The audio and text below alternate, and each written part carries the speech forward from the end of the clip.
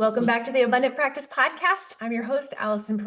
I am here with Dall, and we are going to be talking about ADHD in women, how it gets missed, what we need to be looking for, all of it. Thank you so much for being here. I appreciate it. Thank you for having me on. I'm so excited to meet you and talk to your people and just talk about this topic. Yeah. Can we start with maybe origin story of like, why is this important to you? Why is this an area of focus? Why is this an area of focus? Well, my origin story is as a Gen Xer. Um, Mm-hmm. I did not know until fairly recently what was going on. I feel like I should have known. I was in education for 25 years, a lot of it in special education, teacher, coordinator. I have a doctorate in educational psychology. I should have connected the dots. I think there was a point I started connecting the dots, but as you know, what people think about as ADHD is like the 8-year-old boy who's just Uh-huh. bouncing all over the place. And I would say things to people sometimes who should know, like, do you think? And they think, no, you have a doctorate, you have a master's degree, you do all these things, you hold your stuff together.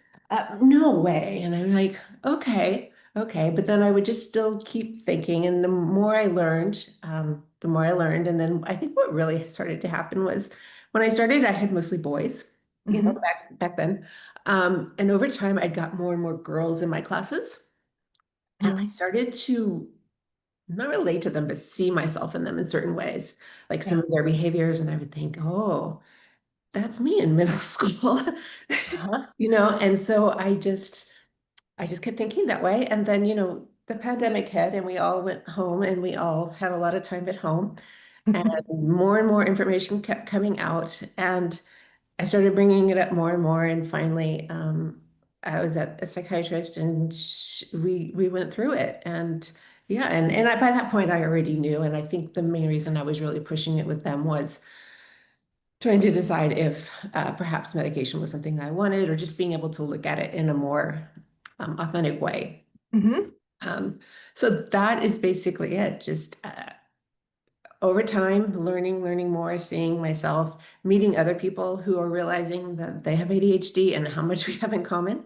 Hmm. I left teaching because I wanted to really work with people outside of the school district, be able to Hmm. create and do my own things without all the policies and with all that stuff that's going on. Yeah, absolutely. Yeah, it's interesting. So I was having a conversation about ADHD actually earlier today, and as a fellow Gen Xer, I said exactly what you said of like when I was coming up, like in grad school, when we talked about ADHD, it was always like a rambunctious 8-year-old boy, Yeah, always. yeah. And I think about like some context is I have a tween. One of my daughters has ADHD, very severe ADHD. And also Hmm. seeing the difference, not just between like typical presentation of boy versus her, but also developmentally how it shifts and morphs and changes as she gets older. Hmm. Yeah, toss some hormones on top and like we see what happens. And I think about all the friends I have who are late diagnosed or Hmm. clients I've had who are late diagnosed and how developmentally it's shifted and changed and how it shows up now, amongst some of my peers with kids.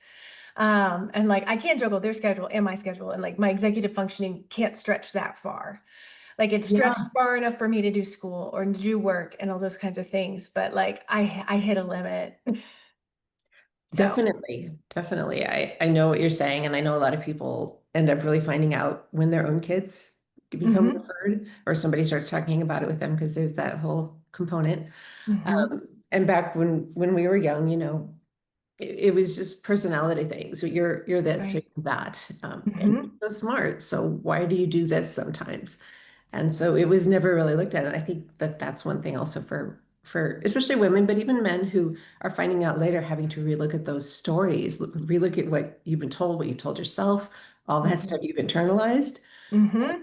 And I know a lot of times, and I can speak for this, you may have been misdiagnosed with depression or anxiety or something else because you show up and your emotional regulation is hard, difficult, and you're tired because masking and doing all this stuff is very hard. And, oh, well, you must be depressed. So here, have some antidepressants, which whole nother thing. Um, Yeah. but yeah. Yeah, it's interesting. And I've been an eating disorder therapist for 20 years. So I also look back and I'm like, how much did I miss? Like how many of my clients who were perfectionistic and like Mhm. basically spending all of their, I think about that internal ADHD, right? Like Right. they were spending all of that energy doing things that they needed to do to be as perfect as possible. Huh? Yeah, That like that couldn't is so couldn't interesting. succeed all the time, and like how much of that might have been wrapped up with ADHD and I missed it, or my clients with binge eating disorder. And Mhm. the co-occurrence of binge eating disorder and ADHD is Mhm. something that like I had no idea about for most of my career because, Right. ADHD was for 8-year-old boys. And so it's And astounding. eating disorders were different. Like, oh, Right. that, yeah, the way everybody, doctors, parents, everyone related Hmm. to it. Yeah. Yeah, that's actually so interesting because I hadn't, it makes complete sense, but for some Hmm. reason it was not something the penny just dropped for me. I mean, I know it's a binge eating and that's the thing, but like really looking at, wow, women with eating disorders and ADHD, because Hmm. just the control and the masking. And I Yeah. know that I think I did well when I taught, especially I taught a lot of English. And so I could be creative. Like Hmm. I said, I taught high school mostly. So like you had bells. This is when Hmm. you eat your snack. Yep. This is your prep period. These are the days you work. This is when grades are due. And when I left, there were other things going on. It was post-pandemic. My husband had died, all these things. But like, wow, it has taken me time to figure out how to run a day. Yeah. Yeah, because we all need structure, whether we have ADHD or not, Yes. but especially if we have Mhm. ADHD. And like when it's formed for you, it's much easier to follow. Yeah. And then if you don't like it, you don't like it. It has nothing to do with you. But Exactly. there's the bell, or yes, we go back on August 10th or whatever we do. Grades are due this day. That's just simply the way it is. And and I think people who don't struggle with it don't know how hard it is. Well, Yeah. just do it. So Yeah. Yeah. yeah. And I fall into that category. I think I fell into that for a really long time as somebody who, like, if I have something on my to-do list, I just do it and it's easy for me in a way that I thought was just normal for me, not easy for me. But having an ADHD daughter and other people in my family with ADHD, I'm like, oh no, because I know them and they're not like willfully not doing, they're not avoiding just to be an asshole, like they can't do it right But now. how many times are you told? I mean, Yeah. Yeah. And so it's the stigma that goes along with the symptoms of Mhm. ADHD. Like each of the symptoms, from the impulse control to the executive functioning struggles to the emotion regulation Yeah. problems. Um like it's easy to fall into this trap of believing that it's like some moral failing in some way because that's what our culture has told us forever. Yeah. And you should be able to do it all yourself. Yeah. Now a widow, there's so many things that just other people did that, Right. and so fine, I hired a house cleaner. I live alone, but you know what? Yes. I had to do that. Yeah. It gets done. I've hired somebody to help with certain things and getting past that. Oh, you should be able to do everything yourself. Just schedule it to death and do it. And um, I'm in a workspace. I'm in a little office in a co-working space, and I Mhm. finally started going there, and I have finally come to accept it and love it. Because yes, lots of people who are entrepreneurs, oh, I can work at home. I can't work at home. Yeah. It is, I don't get it done, and also having the boundaries. So, like for the most part, I leave my work stuff here. It's Hmm. here. This is work. My brain says work, and when I leave, but that's taken a long time Yeah, to get to. absolutely. Yeah. Yeah. And I think about how um a lot of people with ADHD resist routine. Yes. Um and like there's such a like please don't make me do that routine thing. And it Yes. is the thing that tends to free them the most. It just doesn't sound like it will. Yeah. Someone, a friend was reading, they'd seen something, somehow they have been getting ADHD stuff, probably because of me. And it was, don't tell me what to do, but please tell me what to do. Yeah, yeah, totally. I need a deadline, but it has to be a real deadline because I know if Mhm. it's a BS deadline. I know if it's, Yeah. but like if this is the deadline, it's done and it's there and it's good. Hmm. Yeah. It's interesting too. Um, I've been paying attention recently to how many women in perimenopause and menopause are being Mhm. diagnosed with ADHD for the first time. And like as our hormones shift, like we can't mask and fake it in the same Mhm. way that we might have been able to because we hit that like I don't give a shit button that is so valuable and I love so much. But like there's an uptick in diagnoses amongst, us Gen Xers that I think goes beyond like it just got missed. It's like with these hormone shifts, we're just not able to function the way we And did the before. more information that's there now. Yeah. Oh yeah. Our moms, was it there? No, they were probably self-medicating on whatever. Yeah. So it takes so long for research to come out. You know that. Like you have to Hmm. decide to do the studies, get it peer reviewed, get it published, get people to read it, get it out. It takes so long. And so there's this chunk of us who are just going through this. And even women who knew, like maybe they had heard before their 20s or in school, oh, you have ADHD, but I don't think anybody really knew what that meant. And nobody Hmm. was really looking at it and looking at it what it means for you and how to work with yours and your life. Yeah. So if we're coming at this from like, how do we as therapists improve our diagnostic accuracy? Like, what can we be looking for, screening for, assessing to make sure we're not missing women? Um, so the diagnostic part of that is Mhm. not me. Right, right. We know that, the DSM and a lot of the things that are out there, I would think look at it through a lens, right? Okay.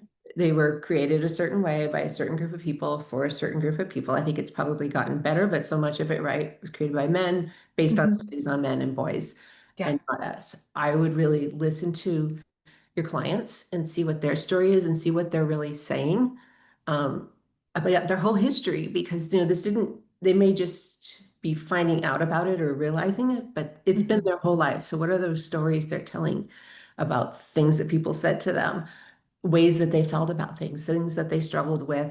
Did they there's the whole interest-based, hyper-focused, where they're really good at something and they would just deep dive into it. And like we were talking about, you're not being defiant, you're not being a jerk, but like these other things you just can't do. And people don't understand that, what Hmm. that's all about. The emotional dysregulation, getting really upset about certain things that other people don't know why you're so upset about or why it's Hmm. just such like an intense kick in the heart or the gut. Um, and so looking at those things, and I think that the more we can develop other tools, I've told this story several times, and I hope the friend doesn't mind, but she has ADHD, but she was also going through some testing for autism because we're finding this huge overlap. And they Hmm. had asked me to, as a friend, as a good friend, to fill out one of those surveys. Hmm. It brought me back to the days when I was teaching. And so many of the questions I just didn't felt were appropriate. Like the things they were asking, first of all, it's often in that range, like never to always. Uh-huh. With ADHD, hate things like that because it Hmm. so much depends. But I told her, like, you're an adult, you're Gen X, you've had jobs, you've had kids, you're married, you mask. So some of these questions, like, do you remember to bathe? I mean, maybe for a young kid, that's a more appropriate question looking at those kinds Hmm. of things, but she knows how to mask. She knows how to do it. Right. And so I think that they aren't looking at um, other details, things that aren't as obvious, right? If Hmm. if a lot of it's up here, if a lot of it's hyperactive in your mind, your thinking, that kind of stuff, that doesn't come out.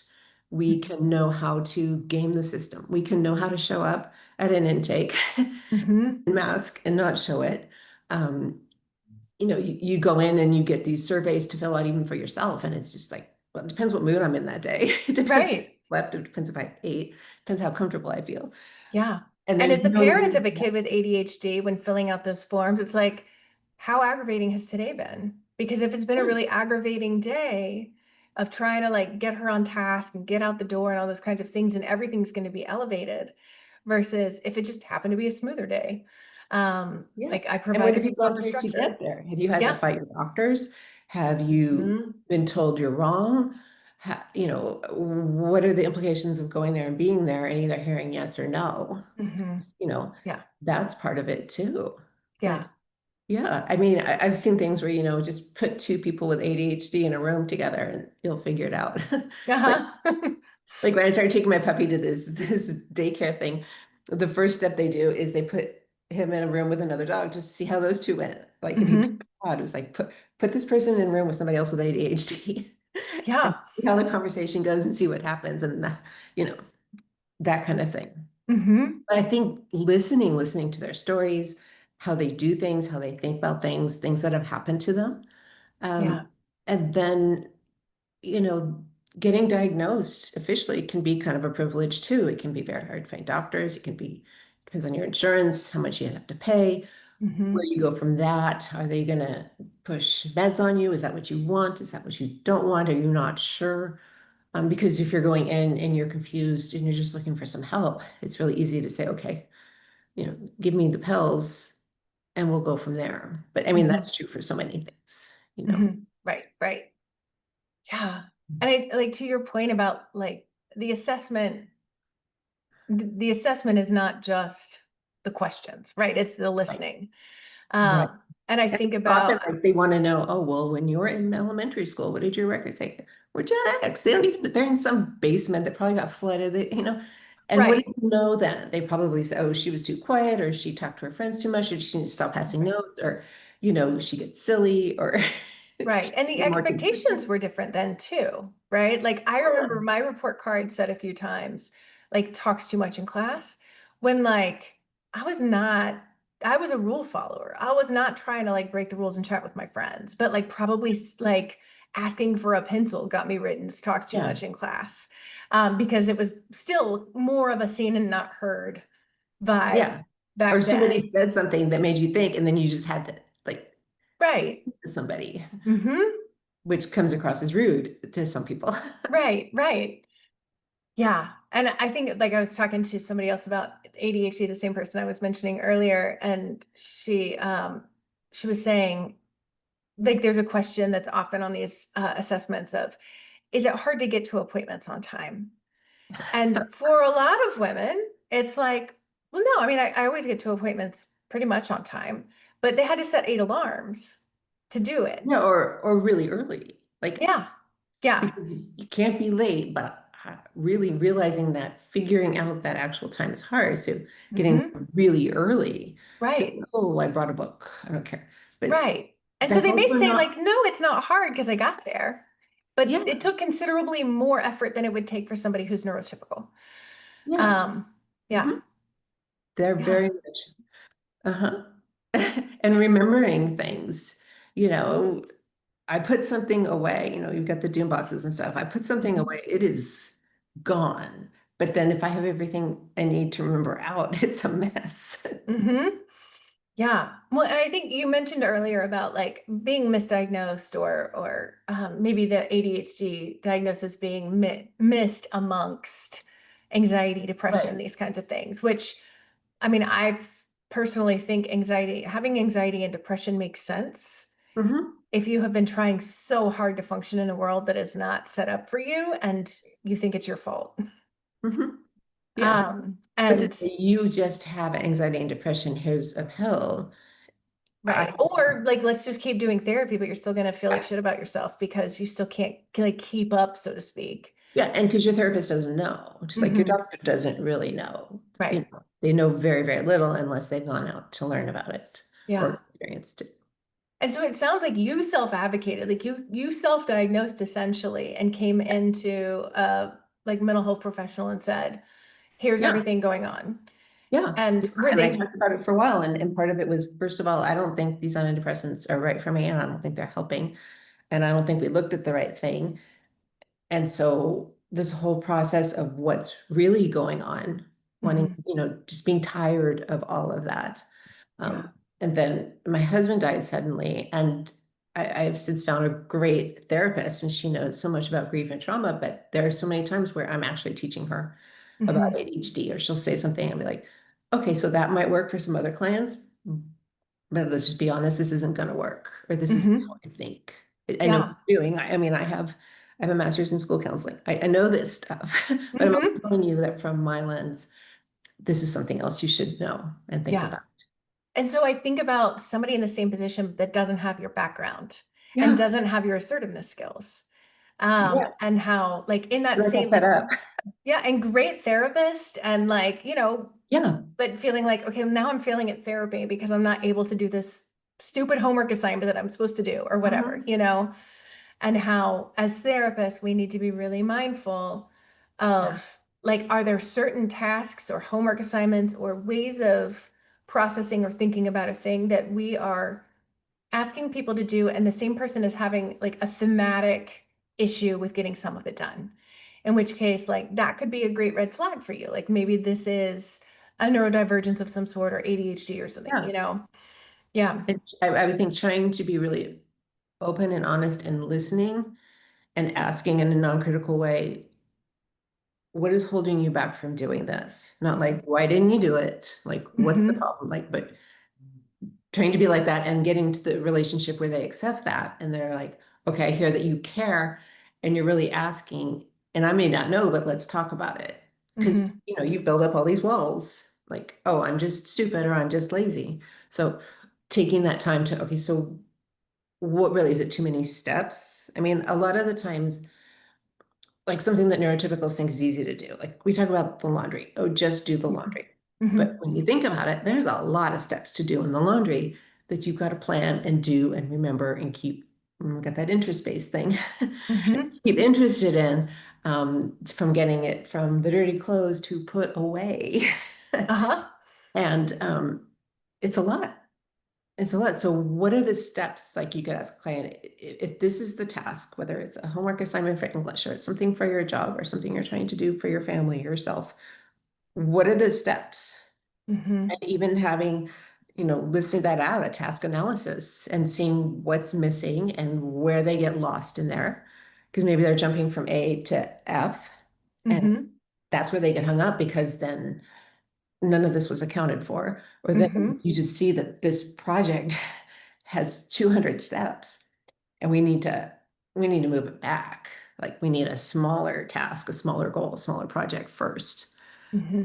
and just a little win. Because that's something that I really like is just subtle shifts, little wins, just to make this a little bit better.